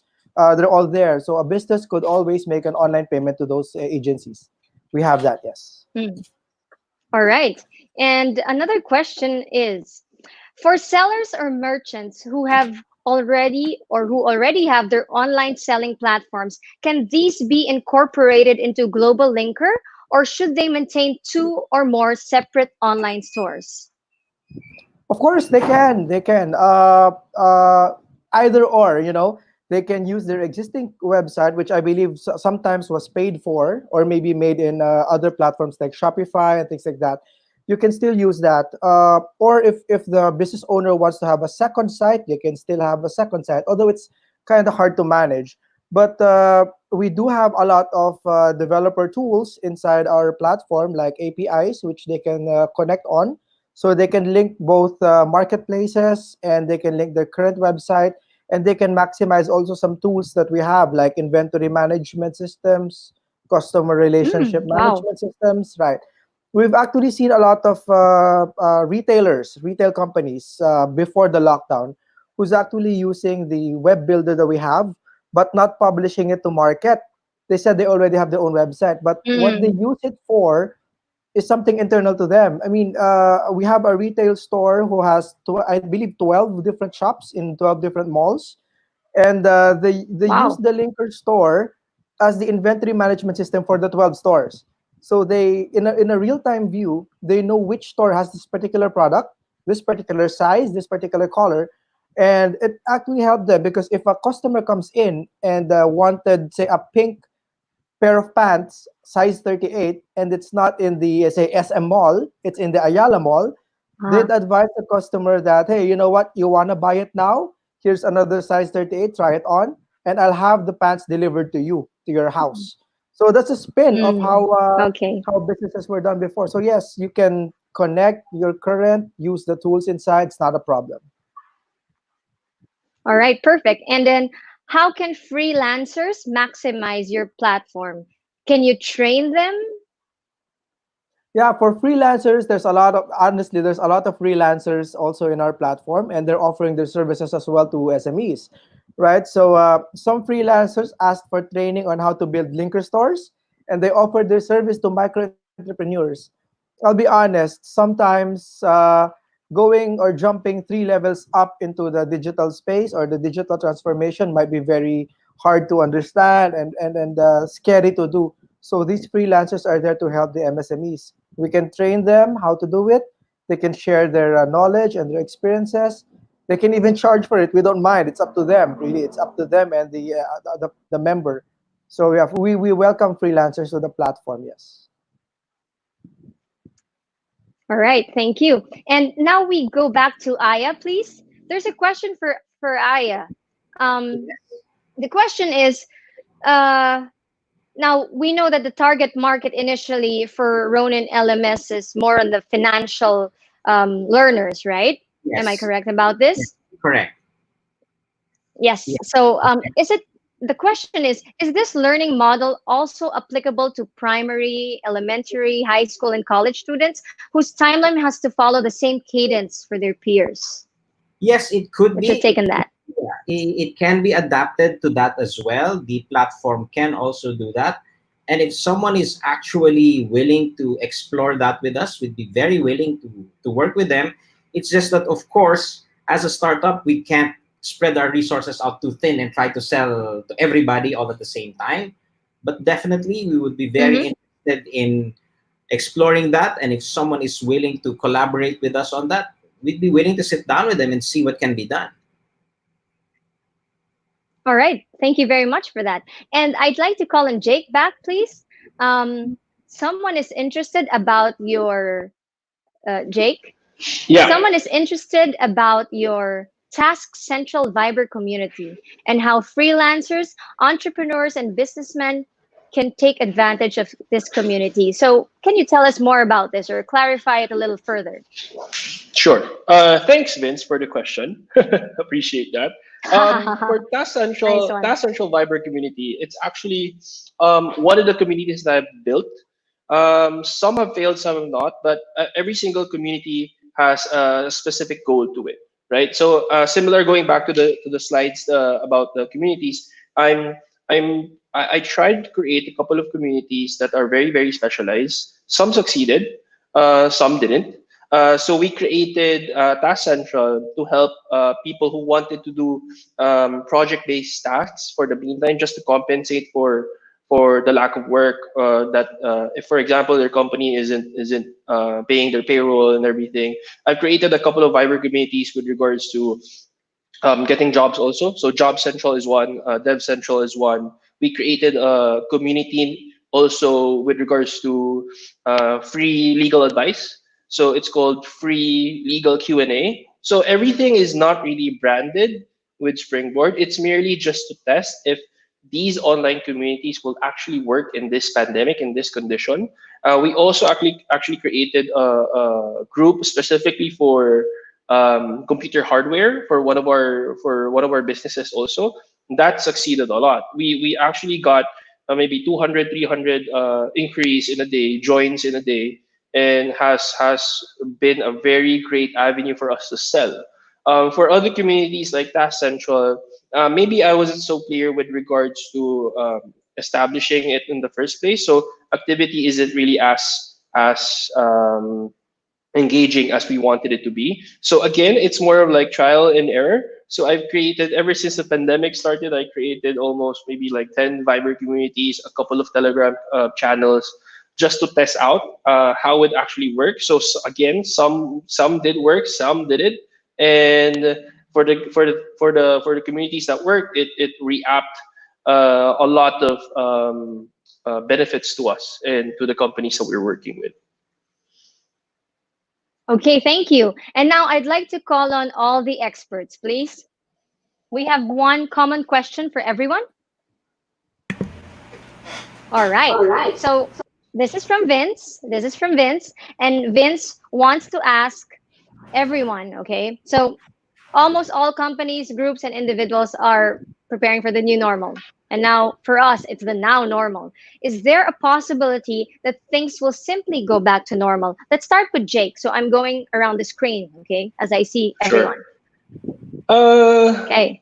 Is there a possibility that things will simply go back to normal? That things will go back to normal. It will. I think it will eventually go back to normal, but it's not going to be instant, right? So we'll slowly go into it, and we'll slowly try to like work our way to going into malls again, seeing our friends again. After a couple of months, I'm sure we're still going to be wearing masks. Other businesses with regards, especially the manufacturing, maybe in the clothing lines, they'll be creating other lines for creating masks also. So I think personally, we would go back to normal. Yes, with the normal quote unquote being the previous setting that we did, but there's gonna be things that's gonna be permanent, right? So there's gonna be things that, okay, this particular business realized that, okay, I can sell more online. Why don't we just focus online, right? So I'm sure Ben knows that, and other digital marketers would know that not all the businesses now here in the Philippines are taking advantage of like Shopee, Lazada, all other e-commerce players in the landscape. So if they're currently forced to open their eyes for them to keep themselves afloat, and I would think it would stick to them even after the pandemic ends. So which is hopefully soon. All right, thank you. Mark? Probably when there's a vaccine introduced, then you'll see things return back to more normal. But like Jake was saying, there's so many people being introduced to things like fintech, to new ways of working with Zoom and Google and so on. You don't have to, especially in the Philippines, where you have to travel for an hour or two to get to a face-to-face meeting where you could have just done it in Zoom. So for me, that's actually a good thing. So some things will carry on going afterwards that wouldn't have happened without the pandemic. But for things to return to almost normal, a vaccine needs to be introduced and given out free to everyone. So otherwise, just people, the fear factor will just keep people from doing a lot of things. But if you look at the way that they opened up the malls for a while, and then you just see people walking around, who knows in the Philippines? People maybe they're not afraid. After a week or two, they'll just go, I don't care. I want to go to the malls and get the free aircon and go shopping and stuff like that. Who knows? I don't think it will All right, thank be exactly like it was before. Yeah, I agree. JP? Hi, yeah. You know what? Yeah, there's a lot of talks about going back to the normal, but honestly, I don't want to go back. I agree with Mark. I don't want to go back to 2 hour traffic time. I don't want to go back to too many physical. I don't know, but there's a lot of changes that's been happening, and for me, it's about. I mean, the topic for today is correct. The new normal. For me, the present, whatever the present is, becomes the normal, and the future is what happens because of your agileness and your transformation in the present. So everyone will have their new normal, and what's the normal that is you're comfortable with? That is your new normal, right? So we always have to be ready. We always have to aspire to change for the better. Let's not go back to the past. Like in love, there's no more past. Forget the past, right? Forget the past. Wow. It's time to move to a better relationship, right? So let's not try to go back. Let's move forward for a better normal that we can create for ourselves, our customers, and our community. That's for me. Ben? Sige. So, normal is a very, that's a very relative term. So, I guess if just to put some, parang a definition, if you say normal, meaning people going back to the malls, people traveling again, eating in restaurants, of course, we'll go back to that, to that normal. Pero I would agree to what the first three gentlemen have said, that a lot of things will change. And up to this point, we really don't know yet up to what extent will that change, kumbaga, impact the lives of everybody. Say for example, online shopping. Surge sobrang e-commerce in the past 2 months. Like in our case, sa household namin, like every day, parang may nagdo-doorbell yata, no? Okay. So, nagtitingin na kami kaninong delivery yan. Okay. I mean, that kind of like evolution in the economy will definitely dictate a new norm. It won't be the same. Definitely, it won't be the same how it used to be pre-COVID. Okay, buyers' behavior whenever they communicate and interact with brands would be different as well. So, yes and no. I could add. All right. So, No, in go the ahead. city, Go ahead. I was going to say, in the cities, it's a lot easier to change to the new normal, but in the provinces, it's a lot more difficult.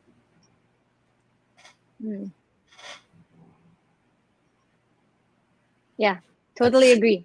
And I think, Ben, thank you. You did answer the question of Carlo Gonzalez. Aya, what is your take on this question? I think that at the end of the day, with everything that's happened, we really have to accept that things have changed. I don't think we will go back in many ways. So if it were a yes or no, I'd say no, because the virus is there. It's not going to miraculously go away.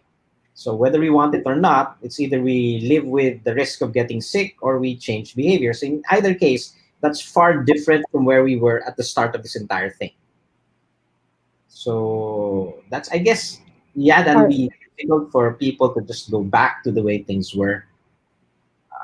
Even if a person may not want to, the people around him may force him to change. I think that's one of the conflicts now. Yeah, I don't want to wear a mask, but the people around me want me to wear one. So that will be an issue. Okay. Well, I guess, thank you for, yes. I was Yes, going to say, for people who have had corona, like me. Wait, really? Oh, yeah. Well, Yeah. actually, no. I was supposed to have it, and I was tested, and I still don't have the test results after 3 weeks, but I pretty much had it. But if that's the case, then you're immune, or you're supposed to be immune. So you might behave a little differently because you don't have the fear of going out and catching anything. So if a lot of people have it and had it recovered, they're going to be acting a little bit differently to the people who are afraid of getting it. So yeah, I Thank you agree. for sharing that, Mark.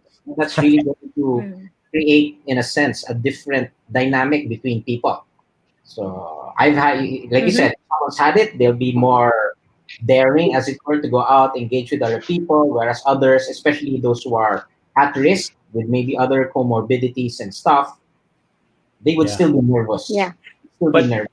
You know, in countries Mm. like, I think it was Nigeria or Kenya, there's this almost like when you say that when people go back into community after recovering, then people don't want to go near them, and there's like this like outcast kind of thing going on. So I'm not sure if that's going to happen here.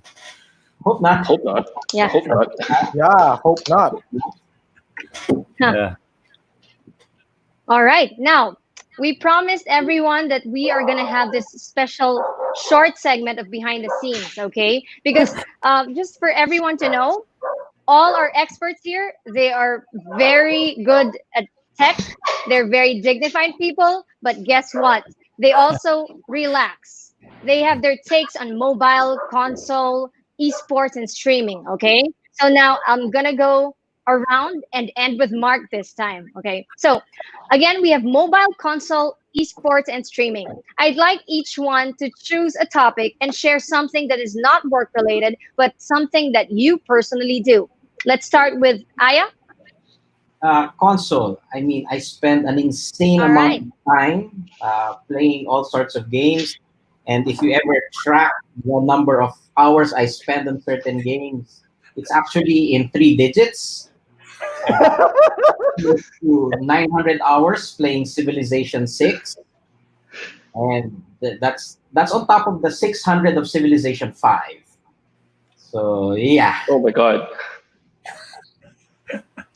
All right, awesome. Okay, I see that there's really something going on over here. So a lot of similarities. Let's move on to Ben.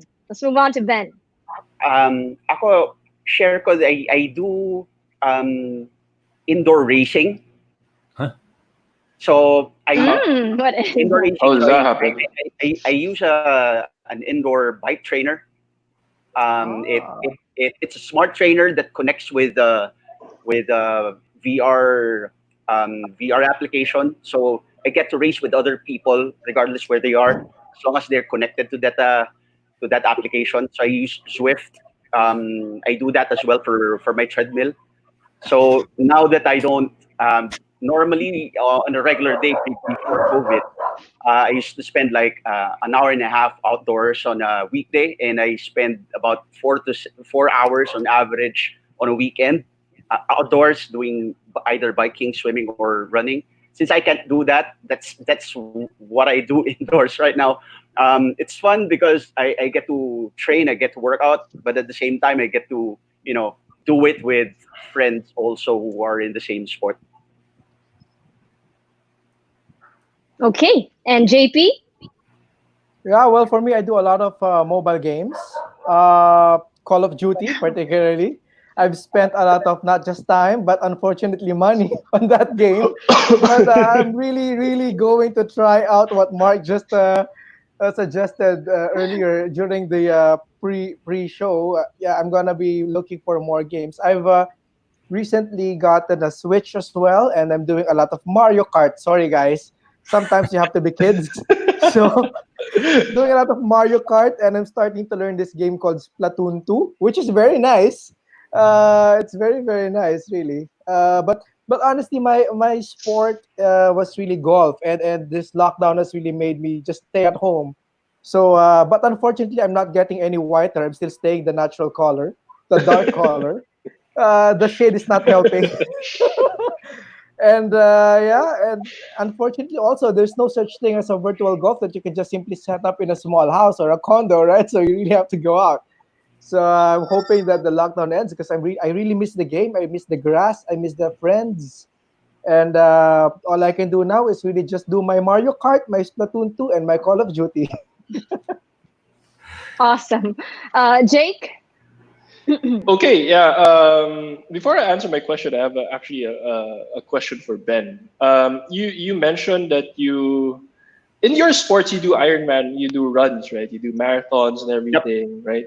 How does that? Is there any trash talking involved? Like when you run past a person, like, hey, it's similar to like maybe like football or basketball. Does that happen for you guys? Surprisingly, that seldom happens on an actual race, in a real life race. But yeah, that seldom happens. How do you show your dominance to the game if you like pass that person? Like, hey, eat my dust. For some, let's say, No, for example, that doesn't someone happen. is planning to overtake you. Some gets triggered in such a way that they won't allow that person to overtake you. Does that happen the best online? way- Now that you're It online, happens, well, online that happens all the time, but in real life that seldom happens. The best way really to trash talk is to finish the race way earlier and way stronger than the other person. Wait, can I ask something to Ben? Can I ask something to Ben? So you're doing a virtual race, right? Is Yes. it like Fortnite that you can also like have your own avatar? With, You can with even like change gears, change bikes. Yeah, oh, the clothes? it's gamified.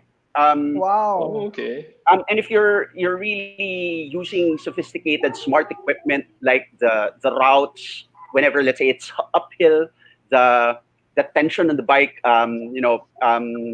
it tries to emulate that uphill as well. So there's that kind of intelligence in that virtual racing. Okay, cool. Yeah, I just wanted to know if there's similar trash talking, similar to like basketball and everything. Because to get to that, I'm more on the streaming side. So I just recently finished The Last Dance with Michael Jordan and everything. I'm not sure if you guys watched that because he takes everything personally and he trash talks everyone. Yeah, so streaming is my thing. I do play sometimes like console games, mobile games, but streaming I think is my thing.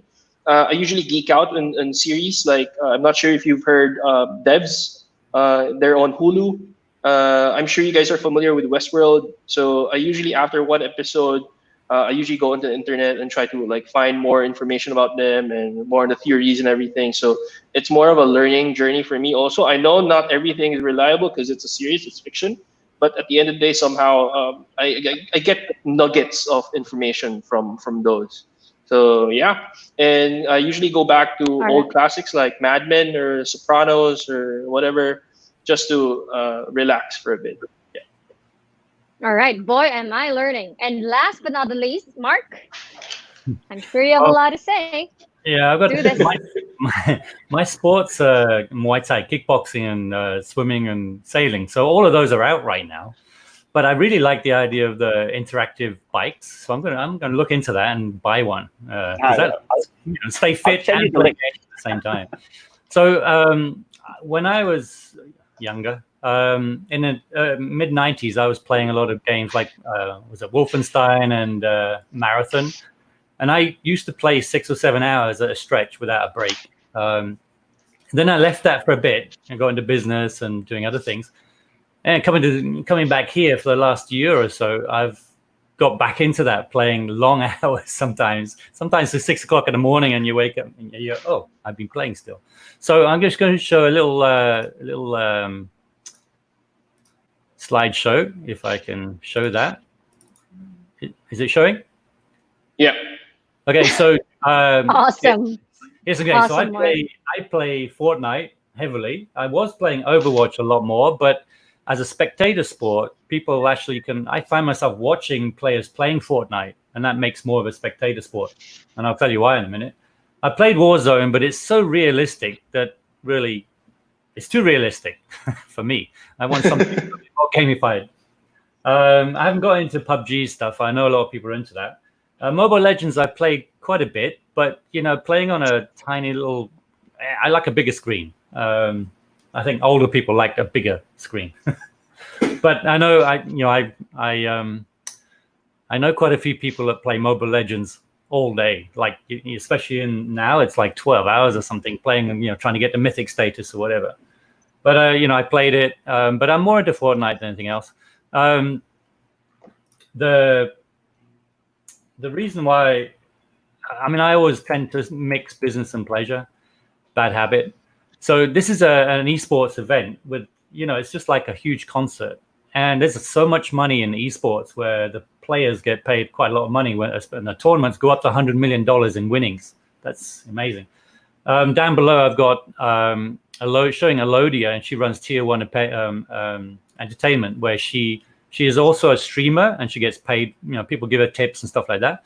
But she manages a team of people, streamers, and she has an academy to train them on how to be a streamer.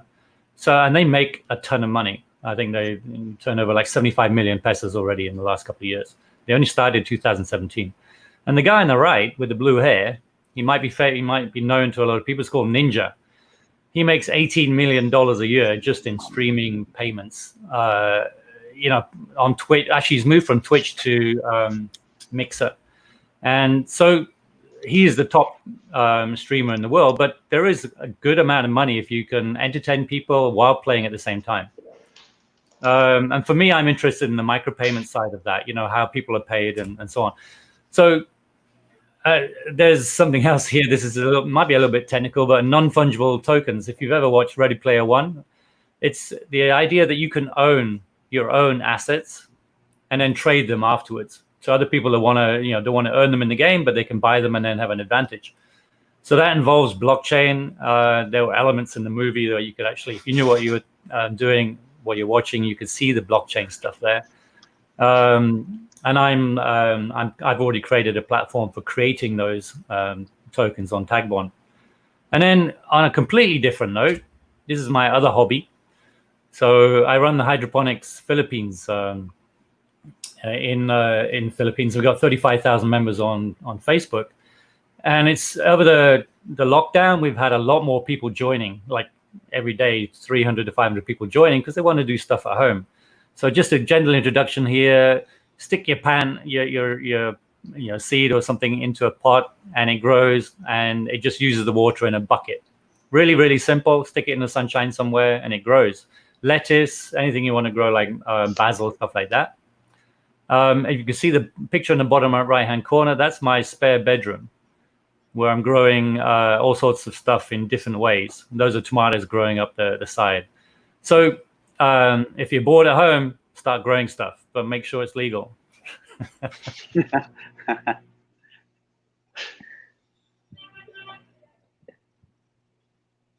Oh, we lost Mark. Okay. Anything else, Mark? No, I could talk all right. day. So, well, I guess we have to. Yeah. Okay. Thanks a lot, Mark. Well, I did learn a lot from you guys, and I guess it's time for me to start thinking what games I have to play too, huh? So again, thank you, dear experts. That was fun. And thank you for sharing your real selves, because, we're all busy working, but we have our lives too, right? So before we end, I'd like to ask for some parting words from everyone. Jake? Yeah. So for me, it's just it'll eventually end, right? So I'm sure we're in that time of history that I think we have tremendous scientists, tremendous medical professionals, and everything. I think a vaccine is possible. I just don't know when, but I think we just have to wait for it. And until then, we have to learn to try to develop ourselves in one way or the other, and try to adapt one way or the other. Online is still there. There's a lot of opportunities. You just you have to know where to look, how to look, who to talk to. I'm sure Mark has a lot of suggestions. If you his mentorship would mean a lot to you, and just make sure to be able to take on the truth, I guess, and be ready for the constructive criticisms to be given out. It's just that. Just hang in there. You guys have your friends, have your family. You guys have like your colleagues. I'm sure there's a lot of help. There's a lot of opportunity out there. It's just you guys have to know where to look. That's it. All right, thank you, JP. Yeah, so remember, there's no more going back, and I hope people will start really believing that there's no more going back. You control your future, you control your new normal. So please make it a point that you start now, engage now, do things now, because if you just sit back, relax, and wait and wait and wait, you'll never see that normal that you're trying to look for. You have to act now. That's the best advice I could give, really. Wonderful. Ben? Yeah. Ako, I would say the only reason lang that we won't be able to see the opportunities is really ourselves. The only hindrance in our success right now is ourselves. Like everything that we need to create success for our business is readily available. Tulad ng sabi ni Jake, you just need to open your eyes and know where to find them. Pero like all the information, like right now, nagbo-boom my information in the internet right now, how to do digital marketing, how to do digital transformation. Mentors, coaches are very much willing to provide support and help. Even funding, there are a lot of investors right now who are quite open to invest in spite of this of the economic downturn, as long as you have a very good idea that you can provide the market. Yeah, let's move on. Wag na natin balik tulad ni sabi ni JP. Let's not waste our time hoping for the old normal to go back again. Let's consider this as our normal and move on. All right. Aya? Yeah, I guess it's really just that, like people have said, we just have to deal with it. We can't stop wishing for what was. We just have to focus on what is and then move on from there. We just have to take it one day at a time and just take a look at the opportunities that are still quite abundant. But of course, we have to look at it through a different frame of reference. You can't say, hey, it was easier before, it was faster before, it was like this before. Well, that was before. It is what it is right now. And that's what we have to deal with. And then we have to find either new ways to deal with it or just simply just roll with it and see how it goes.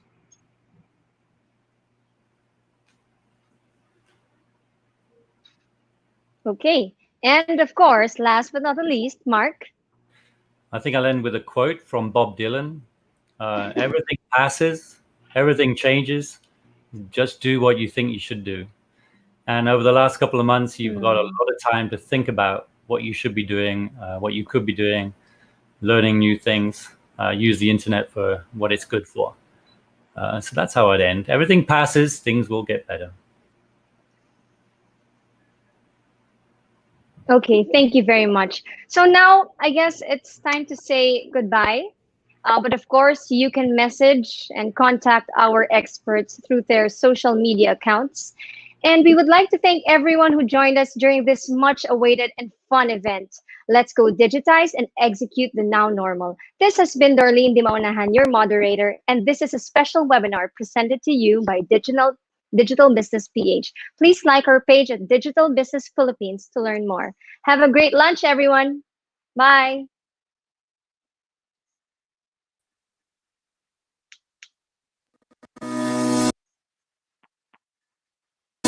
We would like to thank everyone who digitized with us during this much-awaited event.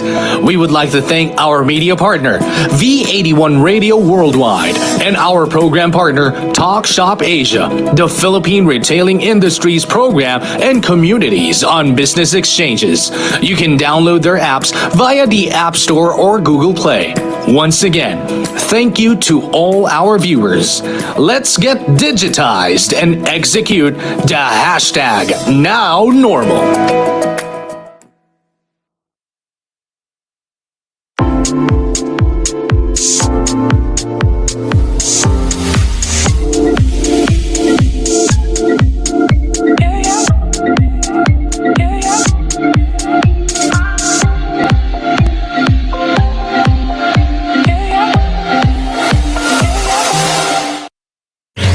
Pinoy Tatak Pinoy, the future of radio. This is your all hits, all Pinoy internet radio station. This is V81 Radio Worldwide. Ito ang paborito ng bawat Pilipino. Basta all hits, all Pinoy, panalo.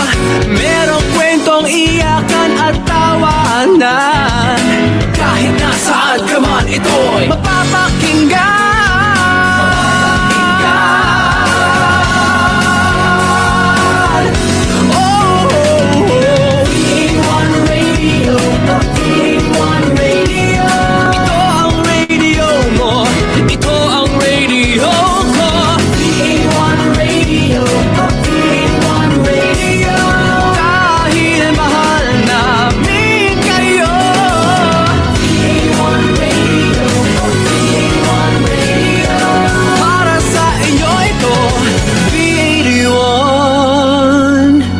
Radio